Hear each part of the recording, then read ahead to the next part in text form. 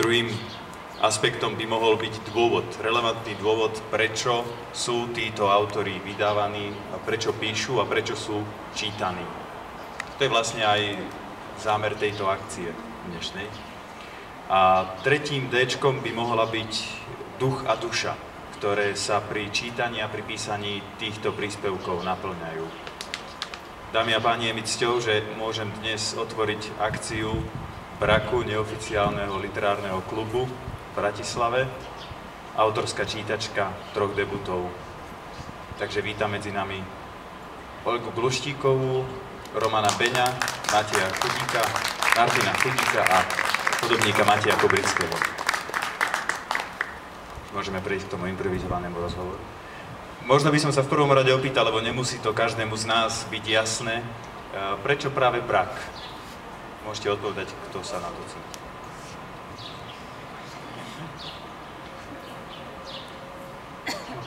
Čo sa pýtaš úplne toho najsprávnejšieho, ja som pri tom fyzicky nebol, keď to týmto ostatným prišlo na um.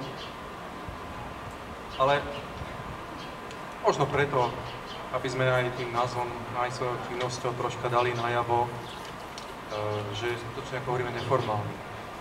Že to robíme pre radosť, nie sme zamerne nejak organizovaní, ani občianske združenie. Jednoducho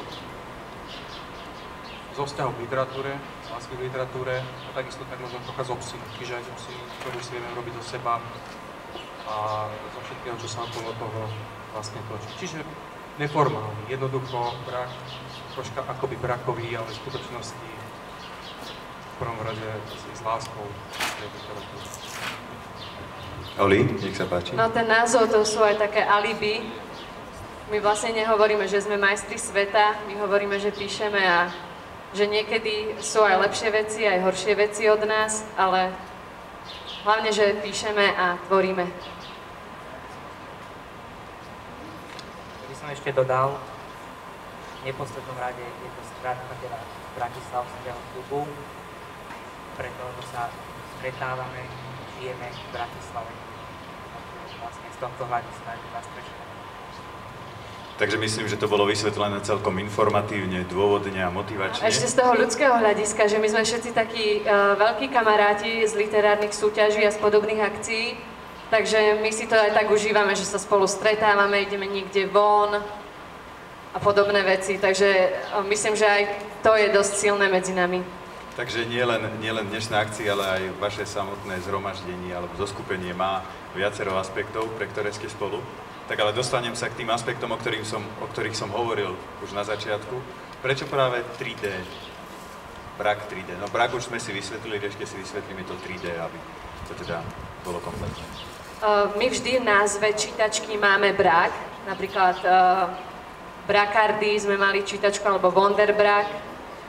Brak sa vracia, no a teraz sme si povedali, že keď sú 3 debuty, to je také pekné 3D, pretože prvý debut mal Martin Chudík, ten vyšiel ešte minulý rok, potom nasledoval Roman, no a nedávno som sa teda pripojila ku chlapcom ja a verím, že tých debutov v Braku bude ešte viac, samozrejme.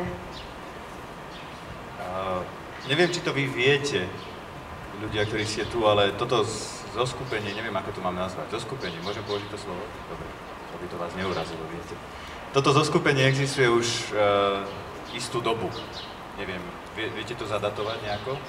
Od roku 2012. 2012. A tak za to obdobie ste určite dosiahli nejaký progres, tak ja by som sa vás opýtal takto, že na čo ste hrdí? Čo sa vám podarilo? Vidíme tam tie 3 knihy, to je to, čo vidíme a možno z vašeho súkromného života alebo z vašeho osobnostného rozvoja, neviem. No ak môžem, chlapci, môžem povedať? No, aj na knihy sme hrdí, ale aj na to, že napríklad tá poézia sa dostáva aj do hudby, čo robí práve Matej. A aj na to, že sme sa ako Brak nerozpadli, lebo to je naozaj ťažké pokope udržať toľko tvorivých ľudí. Všetci sú veľmi silné osobnosti a my keď sa napríklad pustíme do hádky, tak je to veľmi zlé. Striedajú sa všetky emócie, keď sa stretneme, od plaču až po nejaké vyskanie a hranie dolu hlavou na gitare. Takže je to super byť takto pokope, ale je to väčšinou veľmi ťažké. Tomu verím, lebo pri silných osobnostiach a pri silných duchoch to asi sa tak trošku aj predpokladá.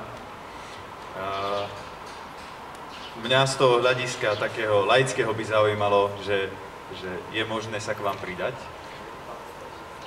To sa nepýtam za seba, možno aj tak trochu, ale hlavne za ľudí, ktorí si dnes vypočujú vašu tvorbu a ktorí by možno radi do niečoho takého vstúpili. Mne býva vyčítané, že pridávam do braku nejakých ľudí len tak, že ich pridám. Neviem, a zatiaľ sme neriešili žiadne kritériá. Priznám sa. Roman, čo k tomu povieš?